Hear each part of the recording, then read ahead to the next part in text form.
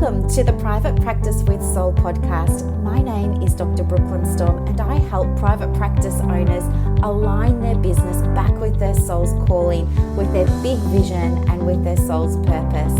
Unlike other private practice coaches, I've traveled the world in search of spiritual resources, spiritual tools, education and information so that you can have the transformation that your soul desires and needs so that you can up-level your business.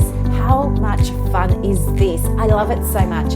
Guys, if you're not already a member of the Private Practice Monthly Mentorship Group, please check out the show notes. I would love for you to be there. In the meantime, thank you so much for pushing play today. Let's begin. Good morning, everybody. Happy Wednesday and welcome to another episode of the Private Practice with Soul podcast. I am super pleased that you're here today because we're going to be talking about a topic that's, I feel, super important, especially when you're running a private practice, you're a private practice director, and you're still doing some of the day-to-day clinical work with your clients. You're still doing that therapeutic, counseling, direct client work. Now, the topic for this came through this morning when I was asking the universe for some inspiration about what you needed to hear. And so we're going to be talking about how you can protect your energy in between client sessions. And this is just such a big topic. We might have to do a follow-up on it at some point. So I want to share with you some of the ways that I protect my energy in between meetings, in between client sessions, and in between, communication with third-party stakeholders. Okay, so the first thing that I do, and this is, for me lately, this has been the most powerful thing, I will take a card from one of my Oracle decks. So I will share with you the decks that I have. They're all my babies, so I can't tell you which one is my favorite. It's just whichever one I'm drawn to in the moment. But so you know which ones I feel are good in case you want to go and have a look on Amazon or Book Depository or something like that. I'll give you a little list right now. So the first ones are Work Your Light Oracle cards by Rebecca Campbell. They're not only beautiful cards to look at, they're very feminine cards and, they look very spiritual and things like that, but the messages are really powerful. The next deck that I use is the Divine Feminine Oracle deck, and that one is by Megan Watterson, and Megan is Meggan Watterson. Now, these ones are beautiful because they're all about women throughout history who have made some kind of really big impact on the community as a whole, And so it's got really important, significant women there from all different cultures. A lot of them you may not have heard of, but the messages are so beautiful and so powerful, and they can be exactly what you need to hear at the time. The other cards that I use, and these are probably the best cards to use when you're feeling like you do need to ground yourself. The cards are called Keepers of the Light Oracle cards. They are by Kyle Gray. Now, when I first got these cards, I didn't feel too drawn to them, However, these cards have just been amazing in helping me experience shifts in my perspective when I couldn't get out of my own way. You know how sometimes ego comes in and you're like in your own head and you can't see the forest for the trees and you're getting all worked up and you're getting all emotional about stuff. I had a couple of traumatic experiences this year that you guys don't know about yet, but maybe I'll share them with you one day. But there was a time very recently as well where I went through a really, really traumatic experience. It was so terrible for me. Like I was just almost paralyzed by it, if I'm honest with you. And one of the ways that I handled it was coming to these cards, which are the Keepers of the Light ones. When I came to these cards, what happened was I pulled Archangel Michael out of the cards. It was all about protection and all about how I was safe and everything was going to be fine. And, it was a very encouraging card all around me being protected and shielded from, bad energy, negative vibes, negative things happening, all that sort of stuff.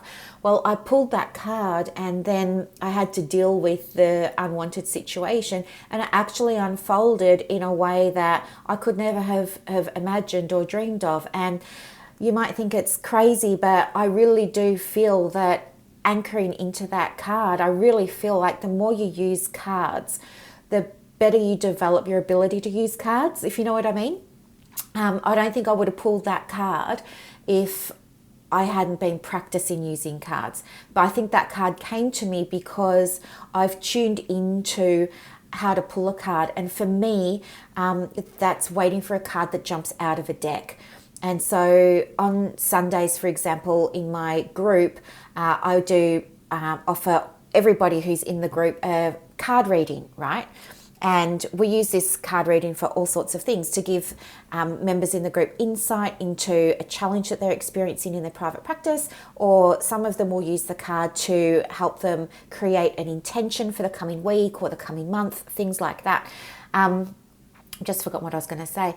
But yes, and so they will say to me, oh my gosh, this card was spot on. Now, they weren't saying that right at the beginning when I was doing it, but as I've been practicing using the cards, it seems to be that I'm pulling out the cards that they really need to hear. And it's to the point now where people are saying, no, you didn't really randomly pick this card. I was saying, yes, I did.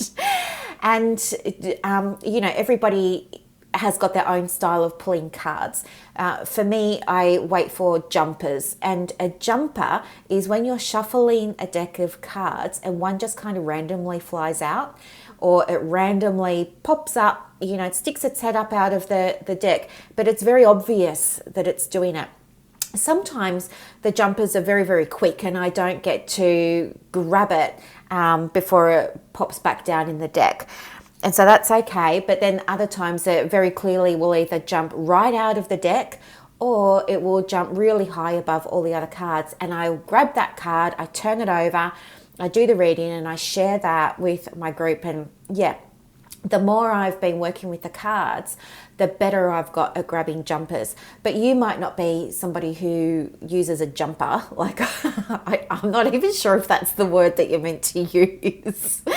You could call it a flyer or something, I guess. But I like to believe now that that's my intuition. I like to believe that it's my energy. I like to believe that before I do card readings for my group, and for myself, I will always do an invocation first. I will always just light my candles. So I've got some selenite candle holders. I've got some rose quartz candle holders. I put my little tea lights in those and they start glowing away, and I light my incense and, I just make the environment really nice. And then what I'll do is I will just say something like, dear God, universe, energies of the highest good and angels, please open up my crown, heart and throat chakra so that I may receive any messages that you want me to pass on to person X. Thank you very much. And then I will just start shuffling the cards. And sometimes I can be shuffling the cards for maybe 3 or 4 minutes before one jumps out, but I know to be patient with it and just wait. In the past, I would get impatient and I would either put the cards down or I would cut the cards into piles and turn a card over, but that doesn't really feel right for me. So now I know, be patient, Brooklyn, like a card will jump out eventually, just sit with it.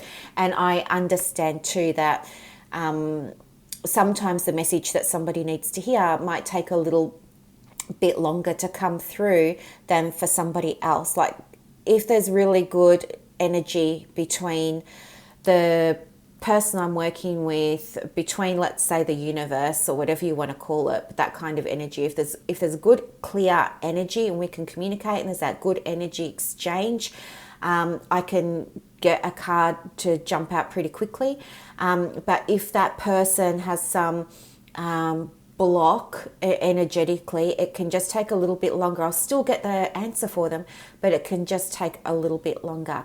But the reason that I'm sharing this with you, the last deck that I use, is the Law of Attraction cards by Esther and Jerry Hicks.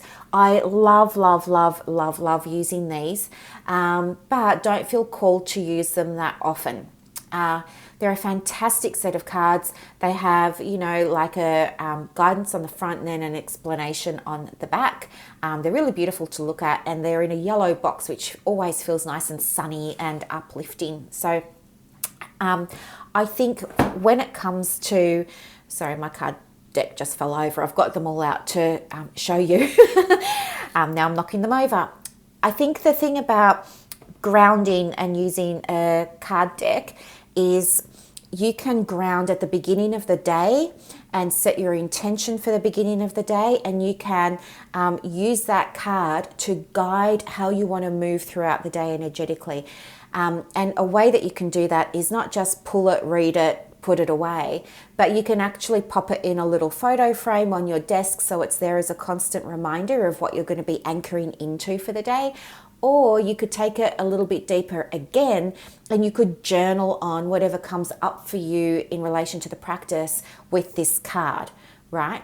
That's one way that you can use your cards for grounding. Another way that you can use the cards for grounding is at the end of the day before you go home. Let's call it a ritual. You might call it a routine. If you're not comfortable with the word ritual, that's fine too. We're doing the same thing. It's just different language. But you want to get into the habit of pulling a card at the end of the day perhaps, because we want to close off that energy. We want to tie it up. We want to leave it at the practice, or leave it at the study, or leave it wherever you're working, if you're working from home that is, so that you can then move through the next part of your day or evening with different energy. Okay. You can also use the cards in between client sessions if you need to. If you've got enough time, you could absolutely use one of the cards to ground you during a client session. So that's one way that you can ground yourself in the private practice. Another way that you can ground yourself is by connecting with nature. And here I mean go outside into the backyard, take off your shoes, let your bare feet stand on the grass. We want to try and earth you. We want to allow your body and your mind and your soul to feel that connection of you being supported by the earth beneath you. You're supported by the earth below you. I want you to tune into what it feels like to be supported. And this is very, very important, because as a therapist practitioner, as a social worker, counselor, psychologist, coach, whatever it is that you're doing, you're working alone, right? You're doing that consultation alone. It's one-on-one. It's just you and your client. So, you're not being supported in that conversation. You're being supported by the universe and by energy and all that sort of stuff. But you can start to become a little bit frazzled, a little bit frayed, a little bit disconnected, because there can be a sensation that you're not supported. So by going outside and putting bare feet on the grass, or bare feet in the dirt, or bare feet on the ground, and anchoring your awareness into, oh my gosh, I am supported by this earth right now. I'm supported by the ground right now. I'm supported by the environment right now. I'm supported by nature right now. Shifting your awareness to how you're supported can absolutely help you feel more grounded. Plus, there's going to be an energy exchange between you and the earth, or you and the ground, you and the grass, right? It's an opportunity for you to release energy into the earth so that you can absorb the good, positive, abundant energy from the earth. You can also look to the sky, and if it's nighttime, you can look to the moon. If it's a day, you can look to the sun, if it's nice and sunny outside. And you can take a moment to raise your awareness around how you're supported from above. You're supported from above by the energy of the moon, by the which is all nice and feminine, by the energy of the sun, which is all nice and masculine, by the energy of the stars, by the energy of the sky. You're supported from above. You're supported from below. Allow yourself to stand outside for just a minute and appreciate that, divine support from above and below. And then when you're ready and you feel grounded and anchored and connected again and centered again, great, put your shoes back on, come inside, okay? That's another way. A third way, and I know this isn't going to be for everybody, but some people love it, maybe just a quick meditation. And meditation, you don't have to force yourself to sit there and breathe and be in the lotus position.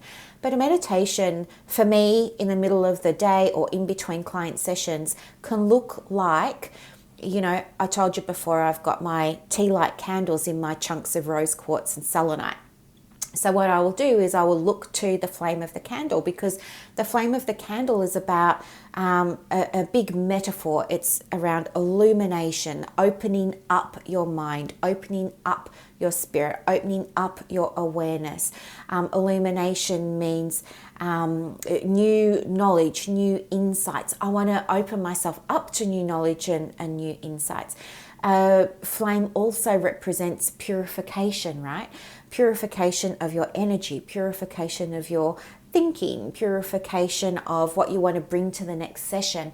And we also use fire to burn things, to release things, to let things go. So looking at a flame is also a metaphor for letting go. And so you can look at a flame like your little tea light candle on your desk for a moment and just allow yourself to let something go.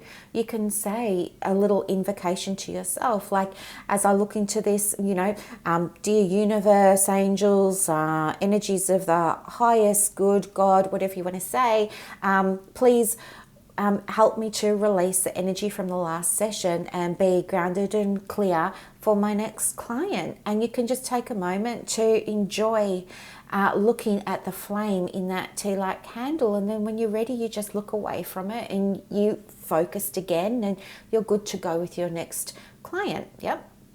Okay, so that's the third tool there.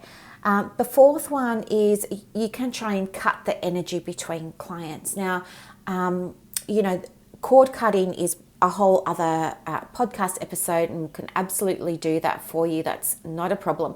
But we don't have enough time to go into cord cutting rituals right now. But I can absolutely put you onto some websites that have more information about it. But essentially, when we connect with another person, it doesn't matter if they're a client, maybe they're a friend, a family member, or a partner. What happens is, as you know, there's a vibration, there's a frequency there, there's an energy there. It's a good energy, or it's low energy, it's high energy, or it's, low vibing, but you know that there's an energy there, right?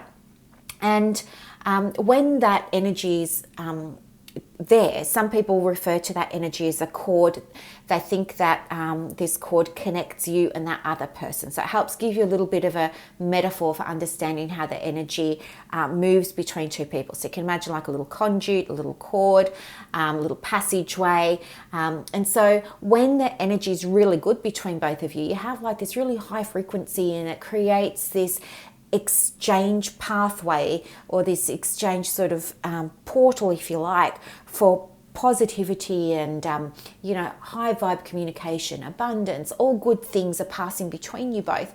But sometimes when the energy is off, with one person, yourself from having team meetings or meeting third-party stakeholders or working with some types of presenting issues that some clients can come to us with. Sometimes that energy is a little bit off, isn't it? Something isn't right. Something's a bit low vibe. Sometimes if somebody has thoughts within themselves that are around depression, for example, and they're around low mood, low self-esteem, low confidence, etc., fear, for example, it throws the balance of the energy off. So you can have a healthy emotional cord between two people, and you can have an unhealthy one. And so when it's unhealthy, you want to try and break a pattern there. Or break, not a pattern, but you want to try and break that cord. And so we would do this after the meeting, all right? After we've been exposed to that unwanted energy, we don't feel great within ourselves. We are aware we want to feel better. And so what you can do is a little ritual. And so I'm going to share with you a ritual. It's not mine. It's from a website called foreverconscious.com. And it goes like this. You're just going to find a quiet space where you're alone and you can't be disturbed. And you're just going to relax, settle your breath, right? Then you're just going to close your eyes and call upon whoever you normally call upon, right? Whether that's, for me, I always call upon the universe and energies of the highest good. But you might say God, energies, spirit guides, angels, energies of the highest good, whoever you want to call upon, because you want to ask them to come in and support you as you go through the process. And then you're just going to say this little phrase, just something along the lines of, I call upon you to help me heal, let go, and cut any etheric cords that are no longer serving my higher purpose. I ask that all cords attached to me that are not aligned with love, light, and positivity be released. Help me to release them and surrender me with a healing light to protect me from future attachments. Thank you. So it's like a little mantra there. And if you wanted to, you could repeat that a few times. You don't have to. And then what you can do is you can visualize perhaps yourself in a healing light, a healing light surrounding you. You might imagine a cord between you and that person being cut or dissolving or evaporating or disappearing. So this is a quick little ritual that you can use. You might want to type it out and keep it in your top drawer in your desk or something like that and pull it out as you need it. You won't need it in between every client or every meeting or every email, but you would use it when you felt like the energy had been a little bit off. Okay, so there's that.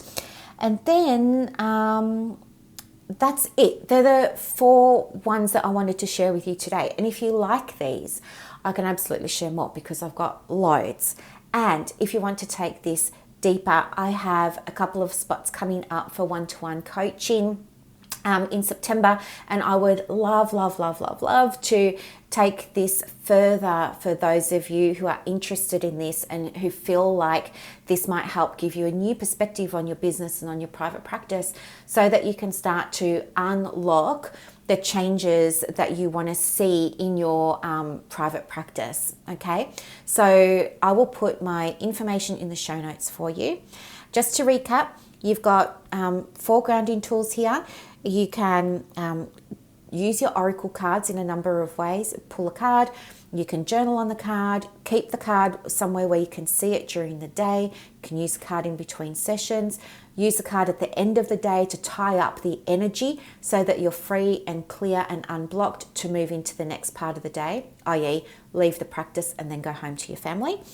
Number 3 was how you can do like a mini or a micro meditation.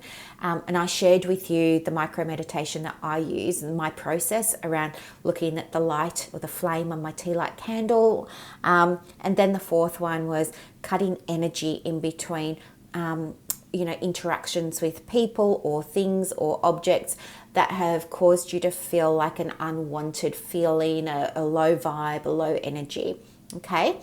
So thank you so much for listening. I can't wait to hear what your biggest takeaways were. Don't hesitate to send me an email. Love to hear from you. Have a beautiful Wednesday and I'll talk to you on Saturday. Bye guys.